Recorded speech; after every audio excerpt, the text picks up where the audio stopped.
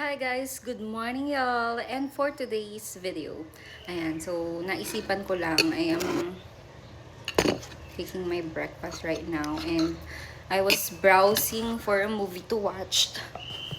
Ayan, so naghahanap ako ng panibagong movie na papanoorin kasi mamaya pa namang 2 PM ang duty ko, so I still have ample of time to, wala naman kasi akong gagawin dito sa condo kasi ako lang mag-isa, kasi Riri. So, I was looking for a movie ngayon, pero wala akong makita. Tapos naalala ko, natapos ko nga pala yung series na The Art of Sarah. And naisip ko, nagawan siya ng review. And ayun, so ito na nga, i-share ko lang. Yung Art of Sarah, it's a Korean series siya, latest Korean series. Tapos limot ko yung pangalan nung nun. Basta yung artista nun, sa Queen, Mr. Queen, yung nag-portray sa character ni Mr. Queen. So, nga? Ano nga natin pangalan nun? Wait lang. So, ayun, si Shin Ye-sun. Ayan, siya si Sarah. So, yung kwento nito, almost similar. Yung mga first 2-3 episodes, ang iniisip ko, Inventing Anna. Ang Inventing Anna naman parang siya yung scammer. Scammer ba siya ng US? Yung marami siyang naloko ng mga businessman kasi parang kinonvince niya na mag-invest sa kanya yung kay Inventing Anna. Pero dito naman kay Sarah, meron talaga siyang actual business talaga, yung boudoir. Tapos talaga siya, real talaga siya, meron talagang product, merong matalino kasi dito si Sarah eh. Almost similar sila, pero may difference pa rin. Papanoorin mo pa rin silang dalawa. Ang galing lang kasi dun sa Inventing Anna, dun kay Anna, parang ang dami niyang naloko ng mga businessman. Yung parang nagkaroon siya ng lifestyle, luxury lifestyle, na walang nilalabas na pera, walang ini-invest. Unlike dito kay Sarah, talagang ginawa niya si Sarah. However, maraming character si Shin Ye-sun dito. Kasi merong Sarah, tapos, wait lang, may iba pa siyang pangalan eh. Merong Mokgahi, may Dua, may Kim Un-jae, Sarah Kim, Kim Mi-jong. Ang daming character na ginamit dito. At dun lumabas ang galing talaga ni Shin Ye-sun sa acting.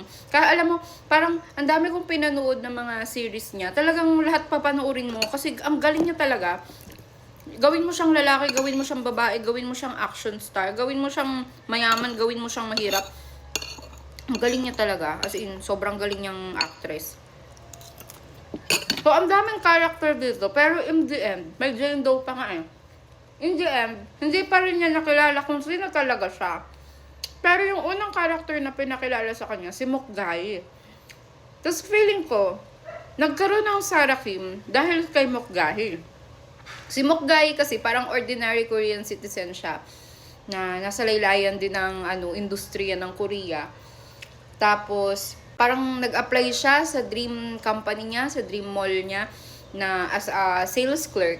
Tapos, she was doing actually fine. Until may isang magpagkakamali lang siya. Umalis siya sa post niya dahil naiihi na siya. Hindi sila pwedeng umihi sa comfort room ng mga customer. Iba yung comfort room nilang mga sales clerk. So, ang layo pa noon. So, in short, ang nangyari, nawala ng item. May nag-shoplift dun sa shop. Tapos, ayun nga, ang nakakapagtaka lang dun, luxury mall yun. Tapos, walang alarm, ganon. Parang nagkaroon siya ng fine na 50 million Korean something. Nagkautang siya, nagtatrabaho siya. Tapos parang meron siyang ka-work na parang tinuruan siya na bumili ng sale item, tapos ibenta niya ng regular. Doon pumaldo siya. Tapos hanggang sa may nag-report siguro. Nakaipon siya ng pambayad kasi parang nag-utang siya, nag-loan siya para mabayaran yung utang niya. Yung loan niya, binayaran niya. Nung naabot niya na yung pera, parang ang sabi ng lalaki na nasan yung interest. Hindi naman alam ni Mukgayi nung time na yun na may interest pala yung yung loan niya. Kinuha yung niloan niya, tapos pinag-loan siya ng mas malaki, ng sapilitan, na ayaw niya naman nga sana kasi pumapaldo naman siya dito sa negosyo niya. Tapos yun, parang doon na siya na, nawala ng gana, nawala ng kasi parang, yun nga, nawala lang lahat ng pinaghirapan niya.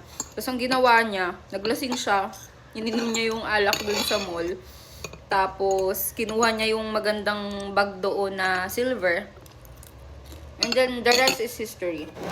Nabuo niya si Sarah Kim. Pero before pala mabuo si Sarah Kim, meron pang duwa, may Kim Eun-jae pa. Hanggang sa huli, habukin na si Sarah Kim. Nalaman na kung sino talaga si Jane Doe yung namatay. Para lang hindi mawala si Budua. Nakulong kasi siya eventually. Para lang hindi mawala si Budua. Ang sabi niya, ang namatay ay totoong Sarah Kim dahil siya si Kim Mi-jong. Pero alam naman natin na hindi talaga siya si Kim Mi-jong kasi parang meron pala siyang naging asawa dito, tapos dinonate niya yung kidney niya. Meron siyang scar talaga na pinagkunan ng kidney niya. In fairness, si Sarah herself, hindi naman siya, parang mabuti siyang tao na sinira siya ng realidad. Parang ginawa siya ng kasakiman ng mundong ito. Parang ganun. Hindi naman siya ganun kasama talaga. Meron naman talaga siyang pangarap sa buhay.